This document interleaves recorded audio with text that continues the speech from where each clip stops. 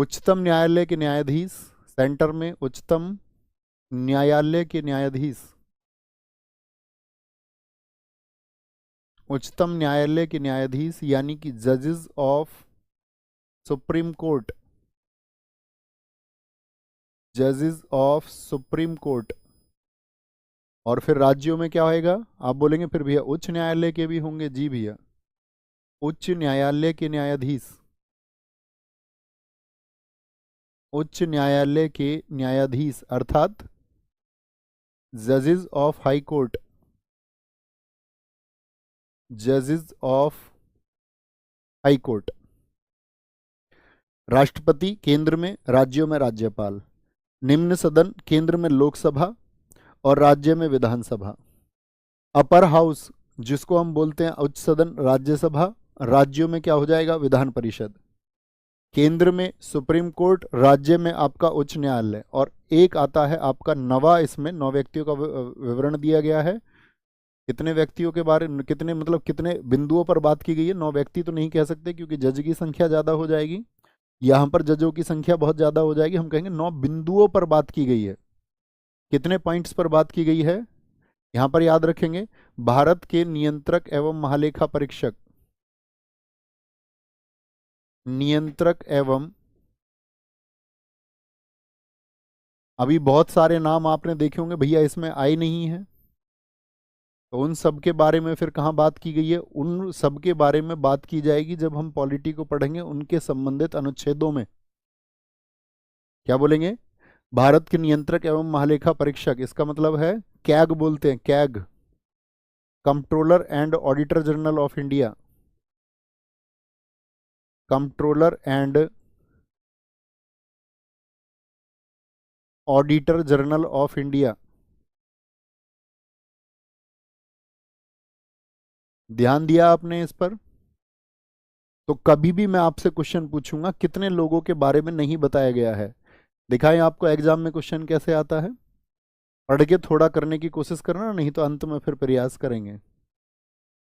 क्या बोलेंगे आपका, जैसे यहां पर ये प्रश्न की बात हम करते हैं, इस क्वेश्चन को देखिए, एमपीएससी में पूछा गया, भारतीय संविधान की दूसरी अनुसूची में कुछ अधिकारियों के वेतन, भत्ते और अन्य विशेषाधिकारियों का उल्लेख है, ये तो हम पढ़ चुके। निम्नलिखित में से कौन सा उन अधिकारियों में से नहीं है। अगर आप नहीं पढ़ेंगे कि किन किन का विवरण है तो आप परीक्षा में उत्तर नहीं दे पाएंगे। तो बोले विधानसभा, यानी कि भैया राज्य की विधानसभा के उपाध्यक्ष, डिप्टी स्पीकर के बारे में बताया गया, जी भैया स्पीकर एंड डिप्टी स्पीकर दोनों। विधान परिषद के उपाध्यक्ष, यहाँ पर क्या बोलेंगे, डिप्टी चेयरमैन आते हैं, ठीक है, उपाध्यक्ष शब्द इस्तेमाल किया उन्होंने, उपसभापति शब्द इस्तेमाल होना चाहिए था परीक्षा में, तो क्या बोलेंगे भैया होता है। कैग के बारे में बताया गया, लेकिन क्या महान्यायवादी अटॉर्नी जनरल ऑफ इंडिया के बारे में बताया गया, आप कहेंगे नहीं बताया गया है। इसीलिए मैं आपसे कहता हूं कि आपको बहुत धैर्य के साथ में, बहुत विश्वास के साथ में पढ़ने की जरूरत है। क्लियर रहेगा, क्लियर रहेगा आपको हमेशा साथी कि अनुसूची 2 में क्या बताया गया था। ऐसे ही फिर आती है हमारी अनुसूची 3। अब अनुसूची 3 से भी प्रश्न पूछा जाता है कि अनुसूची 3 में किसकी शपथ के बारे में नहीं बताया गया है। तो हम सब लोगों को भैया एक बार थम्स अप करें, मेरी बात समझ पा रहे हैं मैं क्या कहना चाह रहा हूं। तीसरी अनुसूची, थर्ड स्केड्यूल,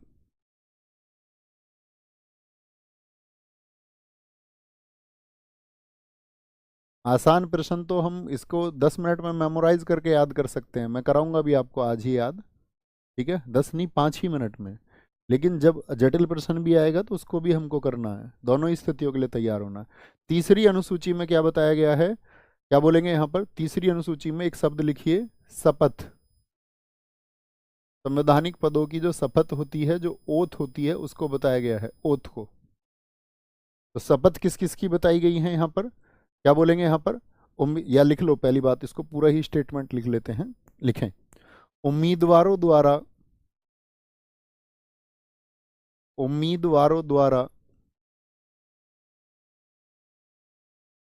ली जाने वाली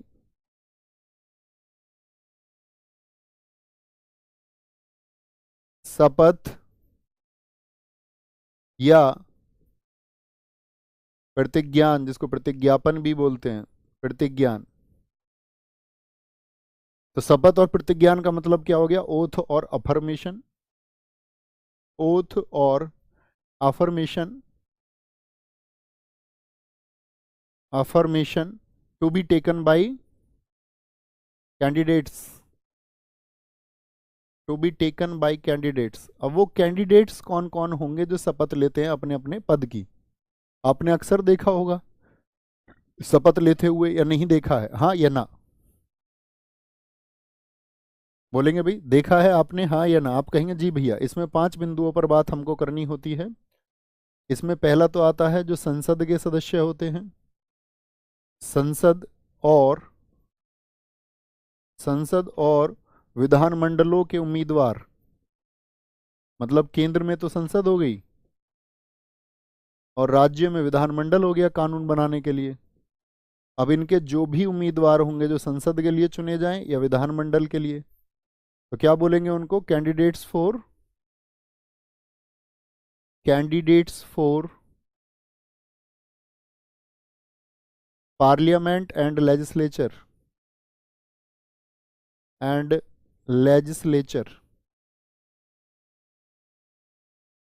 एक तो वो सदस्य शपथ लेंगे, दूसरे सदस्य संसद और विधानमंडल के जो सदस्य बन जाएंगे, संसद और जो चुनकर आ जाते हैं फिर उनकी भी शपथ होती है, संसद और विधानमंडल के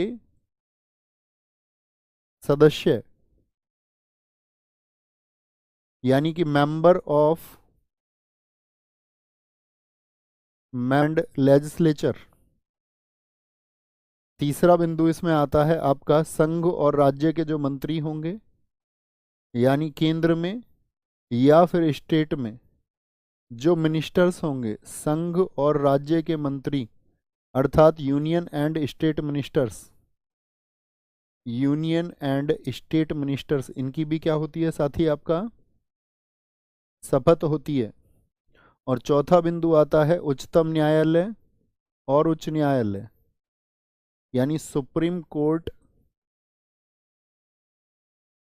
उच्चतम न्यायालय और उच्च न्यायालय, यानी कि सुप्रीम कोर्ट और हाई कोर्ट के जो जजेस होते हैं, न्यायाधीश, सॉरी, न्यायाधीश, जजेस ऑफ, एससी बोले तो सुप्रीम कोर्ट और एचसी बोले तो हाई कोर्ट, जजेस of supreme court and high court. और अंतिम बिंदु इसमें आता है कैग। क्या होगा? भारत के नियंत्रक एवं महालेखा परीक्षक, नियंत्रक एवं महालेखा परीक्षक, महालेखा परीक्षक क्या बोलेंगे इनको? अभी मैंने बताया था CAG, CAG of India, CAG of India. तो तीसरी अनुसूची में क्या बताया गया है साथी? शपथ बताई गई है। कौन होंगे? जो संसद या फिर आपका विधानमंडल के उम्मीदवार हों, या फिर संसद या विधानमंडल के सदस्य हों। ठीक है। तीसरा किसके द्वारा ली जाएगी? जो आपका संघ या राज्य के मंत्री हों। और चौथी बात होगी संघ राज्य के मंत्री के अलावा चौथी बात जो होगी आपका, वो सुप्रीम कोर्ट और हाई कोर्ट के जो जजेस होंगे। और पांचवा आपका कैग, इनकी शपथ होती है। अब यहां पर क्वेश्चन पूछ लेगा आपसे किसकी शपथ का वर्णन नहीं है, तो क्या बोलेंगे? यहां पर मुझे बताना यस और नो, क्या राष्ट्रपति साहब की शपथ का वर्णन आपने यहां पर पढ़ा? हाँ या ना? मतलब जिनका नाम नहीं आया फिर उनका वर्णन कहां पर है? जैसे उपराष्ट्रपति साहब का कहीं पर नाम आया, आप कहेंगे नहीं भैया। या मैं बोलूं राज्यपाल की शपथ का कहीं पर नाम आया, तो जिनका नाम नहीं आया है उनका यहाँ पर विवरण नहीं है। जैसे आप आर्टिकल 60 पढ़ेंगे तो आर्टिकल 60 मतलब उसके संबंधित अनुच्छेद में ही जिक्र है। उपराष्ट्रपति की बात करें तो आर्टिकल 69, आर्टिकल 69, ठीक है। और राज्यपाल की बात करें आपसे, राज्यपाल की तो 159, आर्टिकल 159 मतलब उस संबंधित अनुच्छेद में ही ये उपबंध दिया गया। उसके बारे में जो प्रोविजन है वो कहाँ पर है? उनके अपने आर्टिकल में है। क्या यहाँ पर ये जिक्र दिया गया है? आप क्या बोलोगे? इनकी जिक्र यहाँ पर नहीं किया गया है।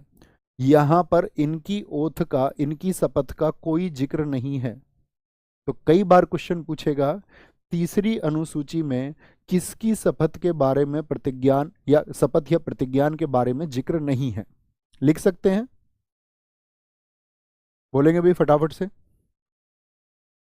सर कैग को आपने सेकंड में भी लिखा है। बेटा सेकंड में तो सैलरी है, वहां तो एमोल्यूमेंट्स एंड सैलरी की बात की है हमने, वहां तो वेतन और भत्तों की बात की है। थोड़ा जागरूक होके पढ़ना है, थोड़ा जागरूक होके पढ़ना है। ओके, क्या बोलेंगे?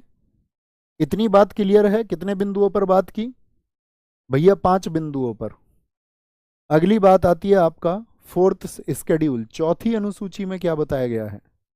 मेरा सारे साथियों से हाथ और पैर जोड़कर हर कक्षा में यही अनुरोध रहेगा कि आप जब पढ़ें तो अतिरिक्त बातें ना करें। एक भाई की आप सब लोगों से रिक्वेस्ट है, अगर प्रयास ही करते हैं तो कुछ सोचने का प्रयास किया करो, विषय से संबंधित कुछ आप सोच पाए, विषय से संबंधित, इसके अलावा नहीं। जैसे एक हमारे साथी सोच पा रहे हैं, अंकित चंद्रवंशी जी की कैग संजय मूर्ति हैं, तो इसका मतलब वो टॉपिक से रिलेट कुछ सोच पा रहे हैं। ओके, चौथे में बताइए क्या है। चौथे में आप कहेंगे भैया यहां चौथे में बताया गया है आपका राज्यसभा में, राज्यसभा में,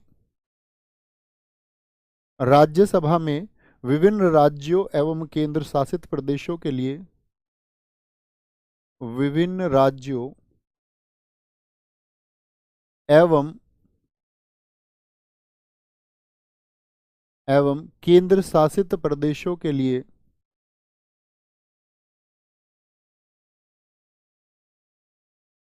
विभिन्न राज्यों एवं केंद्र शासित प्रदेशों के लिए क्या होता है? सीटों का आवंटन। जैसे मेरा आपसे प्रश्न रहेगा, बताइए किस राज्य में राज्यसभा के लिए सीटें सबसे ज्यादा हैं।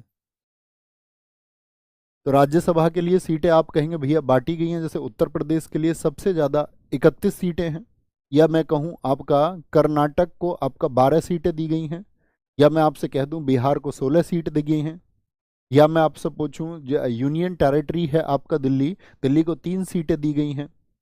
तो ये सीटें किस प्रकार दी जाएंगी, ये चौथी अनुसूची में बताया गया है। उस राज्य की जनसंख्या के आधार पर, जिसकी जनसंख्या ज्यादा उसके लिए राज्यसभा सीटें ज्यादा होती हैं। क्योंकि यूपी की जनसंख्या सबसे ज्यादा है, तो यूपी में क्या होगा, राज्यसभा सीटों की संख्या सबसे ज्यादा होती है। याद रखेंगे इसको। क्या बोला हमने? सीटों का आवंटन यानी एलोकेशंस ऑफ सीट, एलो यूनियन टेरिटरीज। तो किस जनसंख्या के आधार पर होता है ये बताएंगे सीटों का आवंटन। आज कौन सी जनगणना आप सबको पता होना चाहिए। आजाद भारत की आपके साथी जो जनगणना हुई थी पहली, वो तो 1951 में हुई थी। लेकिन कुल जनगणना की अगर हम बात करते हैं आपसे, तो जो हमारी 1971 की जनगणना थी उसको इसमें आधार माना जाता है। कौन सी सेंसस को?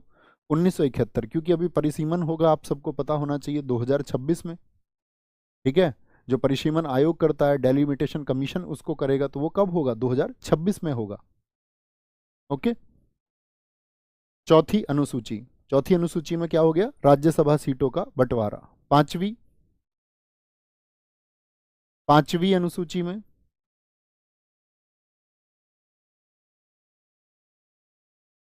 पांचवी अनुसूची में सोचिए क्या होगा। जो आपका फिफ्थ स्केड्यूल है, फिफ्थ स्केड्यूल में क्या बताया गया है? तो पांचवी अनुसूची में बताया गया है अनुसूचित एवं, क्या बोलेंगे? अनुसूचित एवं जनजातीय क्षेत्रों का प्रशासन,